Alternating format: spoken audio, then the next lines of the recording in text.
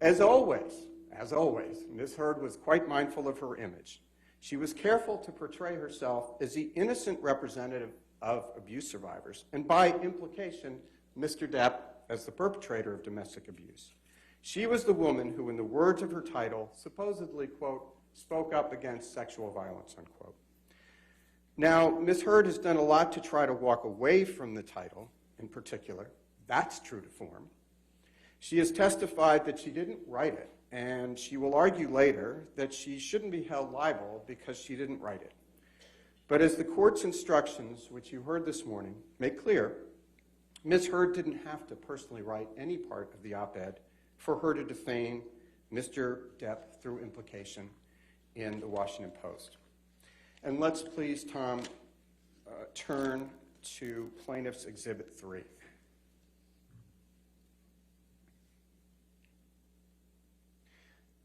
Ms. Heard, as you all can see on the screen, retweeted the article, including the title on her Twitter page. Ms. Heard put her name on it. And she proudly declared, quote, "Today I published this op-ed in the Washington Post, ellipsis," unquote. Her tweet includes the title with the words, quote, "I spoke up against sexual violence," unquote, prominently featured. Nowhere in this tweet or anywhere else does Ms. Heard disavow the title. To the contrary, she's proclaiming it. And at the same time Ms. Heard posted this tweet, she posted another, which you can see right beneath it.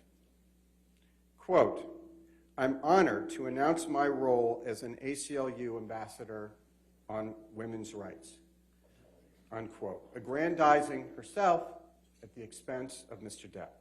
So make no mistake, this was about Mr. Depp.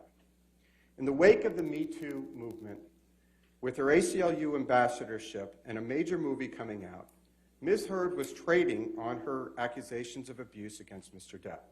She was reminding everyone of those allegations.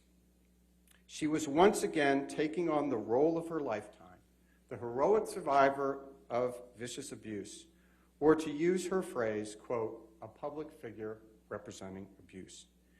And she was once again casting Mr. Depp as the villain in her drama, the supposed perpetrator of that abuse. When you meet to deliberate this case, you're going to be tasked with several questions. Those questions appear on a form that you will use to reach your verdict in this case. So I would just like to ask you, please, to spend a few minutes with me going through that. Tom, would you please put up the special verdict form so the jury can see it?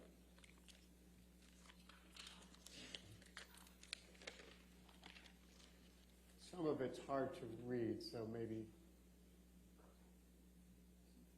Tom might please blow it up. Oh, thank you very much.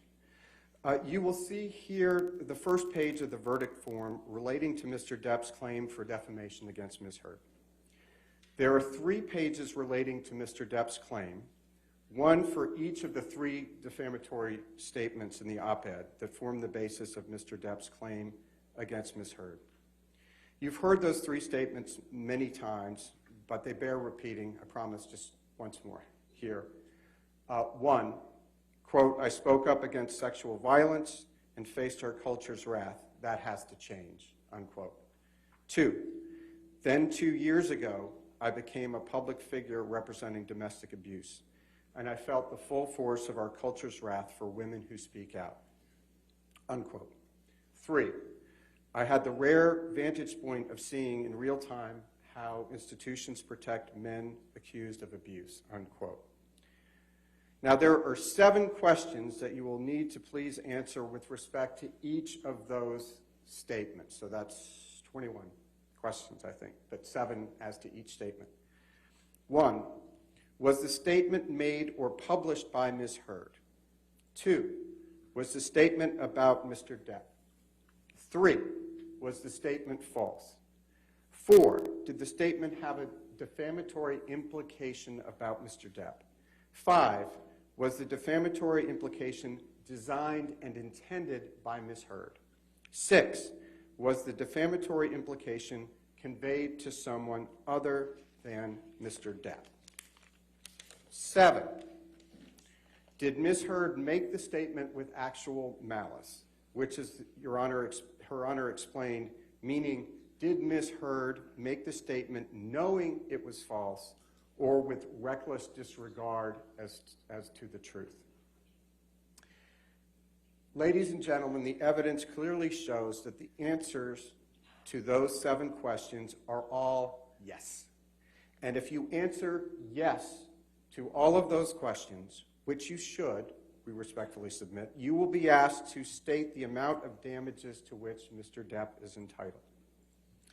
In the wake of the Me Too movement, movie producers know better than to cast a movie star who has been accused of domestic and sexual violence.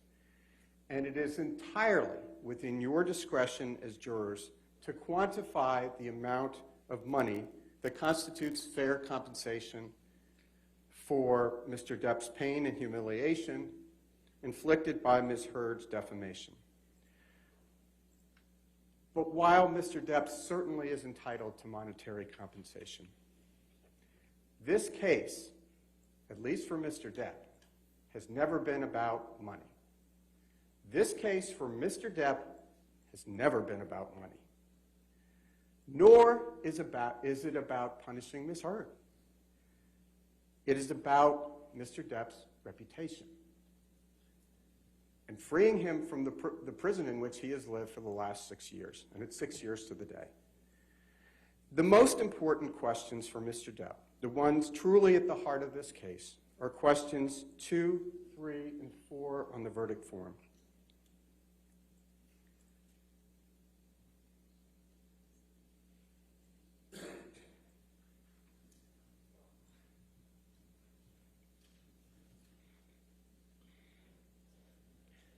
And while Tom's pulling that up, let's take question 2.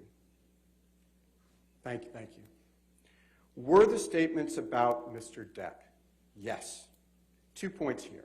1, when the ACLU pitched the op-ed to the Washington Post, I think you'll remember this, they pitched it as, quote, a piece by Amber Heard, who, as you know, was beaten up during her brief marriage to Johnny Depp, unquote. That's how they pitched it. 2, after the op-ed was published, news outlets, including USA Today, and you've seen that was an exhibit, characterized the op-ed as referring to Ms. Heard's allegations of abuse against Mr. Depp.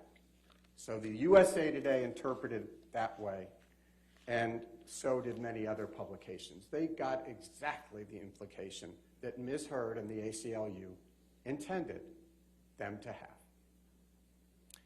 Tom, if you would please pull up Plaintiff's Exhibit 409 and 411, if you could put them side by side.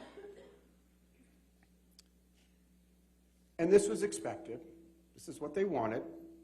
There had been a lot of press 2 years prior to the publication of the op-ed about Ms. Heard's claims of abuse against Mr. Depp when she walked into court with her publicist to obtain the domestic violence, the no-notice ex parte, meaning Mr. Depp's lawyer was not informed and he was already in New York, which he testified Ms. Heard was well aware of. You don't need a domestic violence restraining order when your husband is halfway across the continent and is heading for a European tour.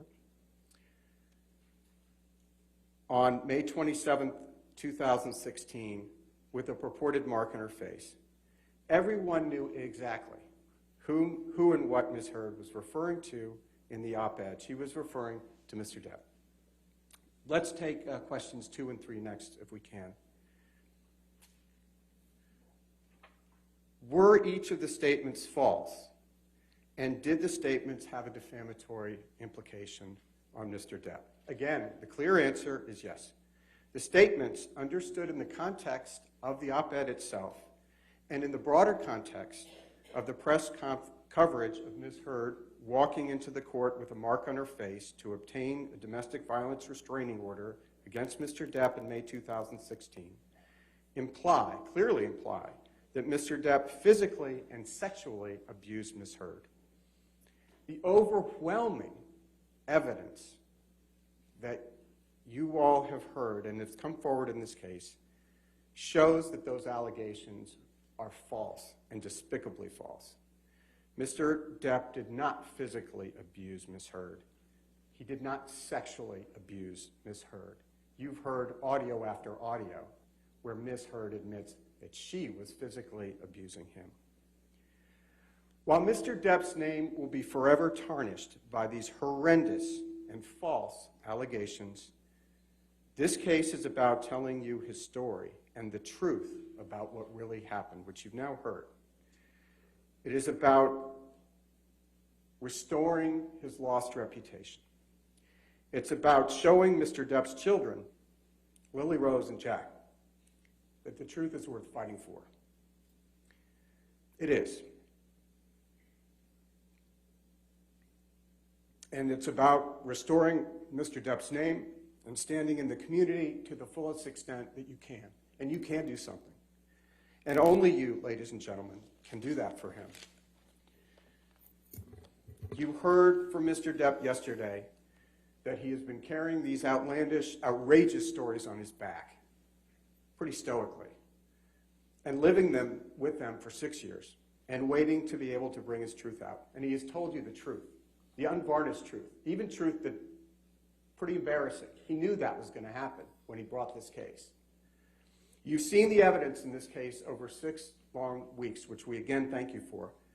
That evidence shows overwhelmingly that Ms. Heard's attempt to paint herself as a heroic survivor, an innocent survivor, and Mr. Depp as a terrifying abuser are utterly false. We ask you to please return your verdict for Mr. Depp. We ask you, we implore you to give him his name, his reputation, and his career back. Thank you very much, ladies and gentlemen.